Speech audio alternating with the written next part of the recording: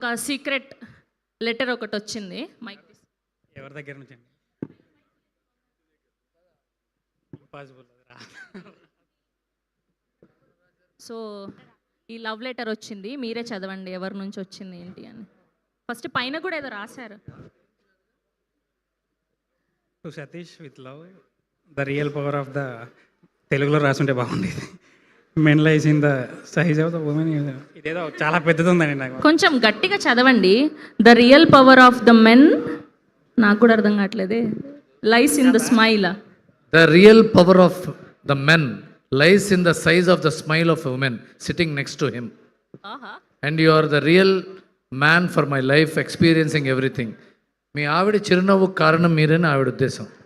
మీ ఆవిడ కాదు తెలియదు, ఆవిడ రాసినాడు. వాళ్ళ ఆవిడే. నా వాట్సాప్ నెంబర్ ఉంది, నీ దగ్గర మెసేజ్ చేయొచ్చు నువ్వు. ఇంకొకటి కూడా రాశారు ఆవిడ లోపల, చాలా పెద్ద చిట్టియే పంపించారు మీకు వ్యాలంటైన్స్ డే రోజు. వాళ్ళు ఆవిడే రాశారు పాపం. I love you two. Okay, ఆవిడ ఇవి కూడా పంపించారు మీకోసం స్పెషల్గా. సో ఆవిడ తరఫున మేము ఇస్తున్నాం ఇవన్నీ. అది కూడా చదవండి లోపల, ఆవిడ చదవడానికే కదా పంపించారు. నేను ఏదో స్పీచ్ ఇద్దామని రెడీ అయ్యి వచ్చానండి, ఇదేదో అన్ఎక్స్పెక్టెడ్గా ఉంది నాకు. సరే, ఎనీవేస్ థ్యాంక్ యూ. పాపం మిమ్మల్ని కంగారు పెట్టాలనుకోవట్లేదు, మీ మొదటి స్పీచ్ కాబట్టి. The stage is all yours. Thanks అండి. నెక్స్ట్ డైరెక్టర్ గారు మాట్లాడతారు అని ఒక యాంకర్ చెప్తా ఉన్నప్పుడు ఆ మైక్ తీసుకొని చాలామంది డైరెక్టర్ అవుదామని ఇంట్రెస్ట్తో వస్తారు. ఒక 100 మంది డైరెక్టర్ అవుదామని వస్తే ఖచ్చితంగా అందులో 98 మంది ఇంటికి వెనక్కి వెళ్ళిపోతారు. ఓన్లీ 2 మాత్రమే డైరెక్టర్ అవుతారు. ఆ 2లో నేను ఇప్పుడు ఈరోజు ఉండడానికి కారణం, నా వెనకాల ఒక 2 ఉన్నారు. ఒకటి నా వైఫ్ సౌజన్య, 2 నా ఫ్రెండ్ శివముప్పరాజు. వాళ్ళిద్దరికి నేను జీవితంతో రుణపడి ఉంటాను. అలాగే ఒక సినిమా వాడి లైఫ్ కూడా సినిమా లాగే ఉంటుందండి.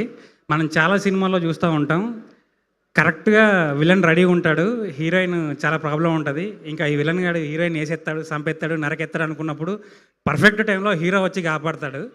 అలాగే నా డ్రీమ్స్ కూడా అవన్నీ ఇంకా అయిపోయినాయి, మట్టిలో కలిసిపోయినాయి అని నేను అనుకొని ఇంక ఇంటికి వెళ్ళిపోదాం అనుకున్నప్పుడు హీరోలాగా నన్ను ఎంకరేజ్ చేశారు కోన వెంకట్ గారు. ఆయన నా లైఫ్కి యాక్చువల్గా నా రియల్ లైఫ్లో నాకు రియల్ హీరో కోన సార్. నా ఫస్ట్ సినిమా ఇలాంటి ఒక ప్రొడక్షన్ హౌస్లో రావడం అనేది నేను ఖచ్చితంగా అదృష్టం ఉంది అనుకుంటున్నాను. చాలామంది నా ఫ్రెండ్స్ ఒరే సినిమా బడ్జెట్ ఎంత అని అడుగుతున్నారు. నిజంగా నాకు సినిమా బడ్జెట్ తెలియదండి, ఎందుకంటే కోన సార్ ఎప్పుడు కూడా నాతో బడ్జెట్ డిస్కస్ చేయలేదు. నీకు ఏం కావాలి చెప్పు, అది నీకు అరేంజ్ అయిపోద్ది అని చెప్పేసి చాలా ఫ్రీడమ్ ఇచ్చారు. Thank you sir, thank you very much. Cinema 13th March వస్తుందండి, అందరు చూడండి. Thank you. మీరు ఇందాక చూసిన సీన్ నేను రాస్తున్నప్పుడు నేను ఎంత ఎమోషన్ ఫీల్ అవ్వాను, తీసినప్పుడు కూడా అంతకంటే ఎక్కువ ఎమోషన్గా ఫీల్ అవ్వాను. దానికి కారణం రోషన్ యాక్టింగ్. ఈ సినిమా ద్వారా రోషన్ యాక్టింగ్ అంటే ఏంటో ఇంకా చాలా నెక్స్ట్ లెవెల్కి వెళ్ళిపోతారని నేను 100% బిలీవ్ చేస్తున్నా.